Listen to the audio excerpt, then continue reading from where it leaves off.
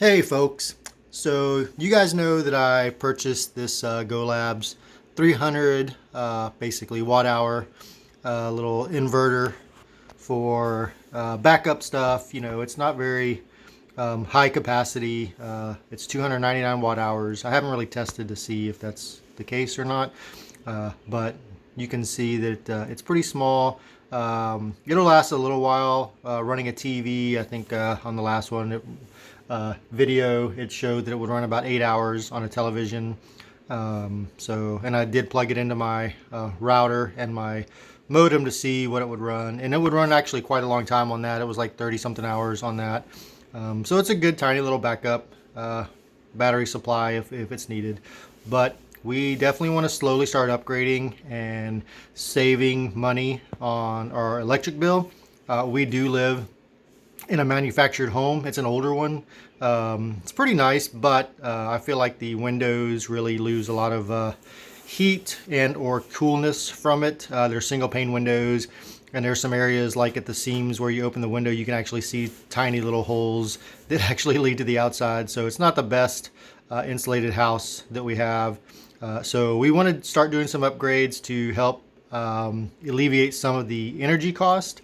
Now it might take a while to do that by purchasing these things, but it's a place to start, and over the long haul, you know, it'll help. If we do buy property later on and build a house, we'll definitely take some of this stuff with us.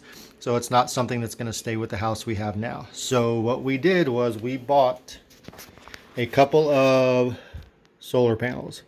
So I don't know if you can see that or not. They're Rich Solar 200 watt monocrystalline solar panels. We got them off Amazon. They were just under $200 with taxes, probably about 200 bucks. So we went ahead and bought a couple of these. So I'm going to mount them on the roof, because the top of our roof actually gets some pretty good sun exposure for most of the day. I've been kind of keeping an eye on that to see what we would get. And then I bought also this guy right here. So it is coming. It should be here like tomorrow, the next day, which is fine. I'm going to play around with it a little bit when it gets here.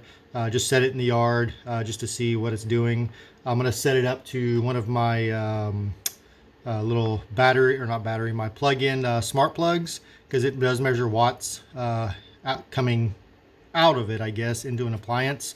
So just to see if we are actually putting energy back into the house that we're using. With the two panels, that's obviously only about 400 watts, which isn't crazy. But looking at that little Emporia app that I bought, that I installed into the main panel, we run about 700 watts like during the day without anything crazy on, like the stove, the dryer, the air conditioner, the heater, the water, or anything like that. So we run about 700 watts anyway. So if we can get 1,000 watts out of it, then that would be great. With the two solar panels, we're running, it would, at the max, I guess, it would run, 400 watts. And then we'll upgrade as it is. I'm going to buy some, what do you call it, the unistruts to mount. We have a raised seam roof, so we can use those little S5 clips on the raised seam roofs. I got those on order as well. And then some unistrut you just buy at Home Depot. It's pretty cheap for like a 10-foot section. I want to say it's around 20 bucks. So pretty cheap for racking it up. And then I bought some MC4 connectors, so I can run them in parallel. On the description of the grid tie inverter, it says you need to run your panels in parallel, so I got some of those. I won't be running them in series. And then just some brackets. I got a few of these just to be able to mount them on there. Seems like to be the easiest way, and they're pretty cheap. They're just aluminum brackets to mount them on there. I'm not going to use, obviously, the tap screws. It'll just be the little bolts to hook them to this little Z bracket, and then we'll get them on the roof. I am also going to go ahead and get a charge controller, so at some point I can do the charge controlling of it. I have an idea for a switch, so I can switch my solar panels from either a charge controller to the grid tie inverter, just to play around with. They make some two-way battery switches where you can either run 1, 2, or 1 and 2. So I want to get those just to kind of see. They're rated pretty high. I don't think for what I want to do. It would exceed that rating. I added all the amps up to it and the volts that it's coming out at, and it should be fine.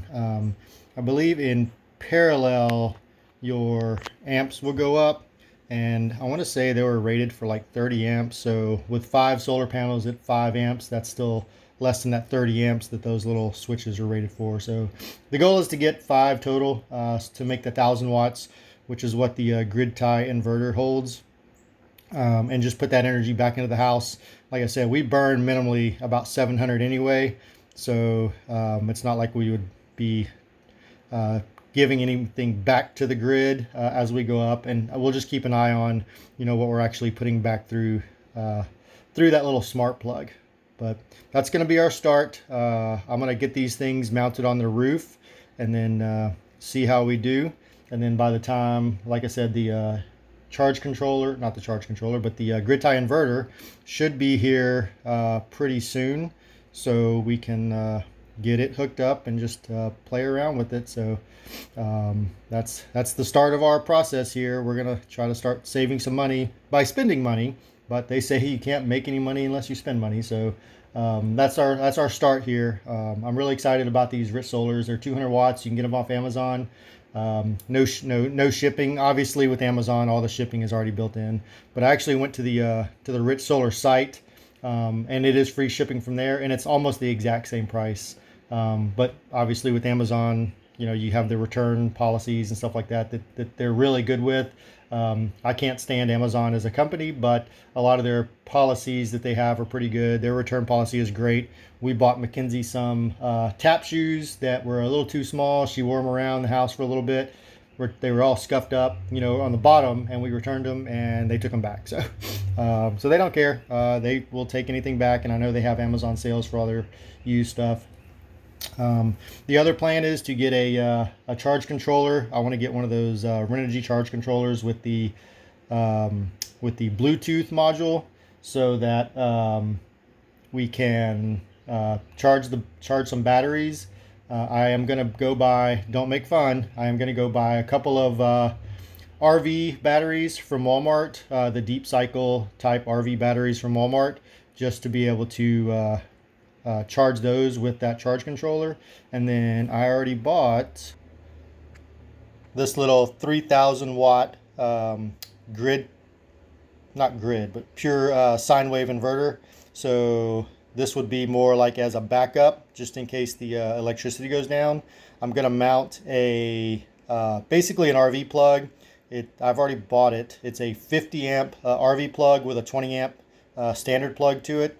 So I'm going to wire that. I've got one breaker free actually in our main panel, and so I'm going to put just to keep it safe, I'm just going to put a 50 amp breaker in that, since I've got a 50 amp breaker in the little box, the little RV plug box. But I'll mount that in. I'm actually going to use one of those whips. You can get them at like Home Depot, and I believe it's a 6 gauge or an 8 gauge whip that goes into it. So I'm going to use that.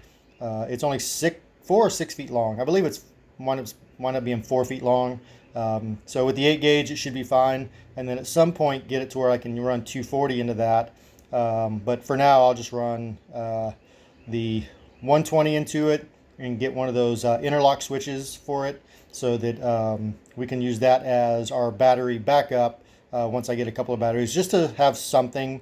It's not the lithium iron phosphate, it's not the badass batteries, but it'll work for now, just to make sure everything runs properly. So I've got some of that stuff coming as well. But this is what I've got so far: 24 volt pure wave inverter. We've got the 200 watt 24 volt Rich Solar monocrystalline solar panels, and then, not that we're going to use it for this solar operation, but I've already got this little guy that it all started with, just to have some sort of backup. But slowly but surely we're getting there. Everything's expensive. I've been buying like a product, a paycheck. I've been working a lot of overtime. We've been paying off tons of debt really fast. So I do have my little allowance that I'll give myself to spend on a little bit of stuff. And as you can see, most of it's at the $200 range. So slowly but surely we'll get there. and we won't be totally self-sufficient, but in case of a power outage, we will have stuff to be able to run the basics with. Honestly, we won't really be able to run our water or the air conditioner or anything like that. But I'm hoping at some point that we can get to that point where we can at least run the water, because water is pretty important. It does run off 240 right now, and I'm sure it does pull a lot. I think it's around 3,000 watts. So our little pure sine wave inverter here, I think would run it. But I haven't done a true test of exactly how much it is. It does have a surge to 6,000 watts, which I don't think it surges that high. I really only think it surges to like 4,500 watts and then comes back down once that pump kicks on. So I'm hoping that something like this would work, like a 3,000 watt.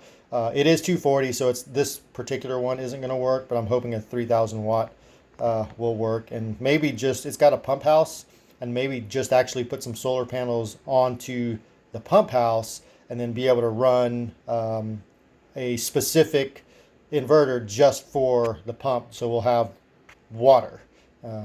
It closes, got a door. It's actually pretty nice inside. It's exposed 2x4s, so I can mount all kinds of stuff in there, and it'll work fine. So that's where we're starting. All with the solar panels. We can't do anything without that, so we went ahead and got a couple of those. I'll post a video later of me mounting them and then having everything hooked up, just so you guys can see what's going on. I'll have it hooked up to the smart plug, so you can see the wattage that we're producing from it. So you can see like maybe like morning, midday, and afternoon. We have pretty good sun exposure on that roof. Morning not so much, but midday and afternoon is excellent. All the way up until sunset. And luckily, the side that I want to put the solar panels on faces south, so we will get exposure to it all day long. There will be no shading, especially in the summer with the angle of the roof. I actually want to measure it to see what that angle is, to see if we're close to what we're supposed to be in the summer. We do have a lower, different angled, shallower angled part of the roof right over the porch. So if I need to, I can always just move those down and utilize that area instead, if it turns out that that's a better angle, or maybe even in between. Just depends on what we're producing. So hope you guys enjoy this. If you guys want to subscribe, that'd be great. I'm just putting this out there as, you know, something for us to kind of keep track of how our progress is and everything. So just to see how we are doing it. So hope you guys liked it. Subscribe. See you guys.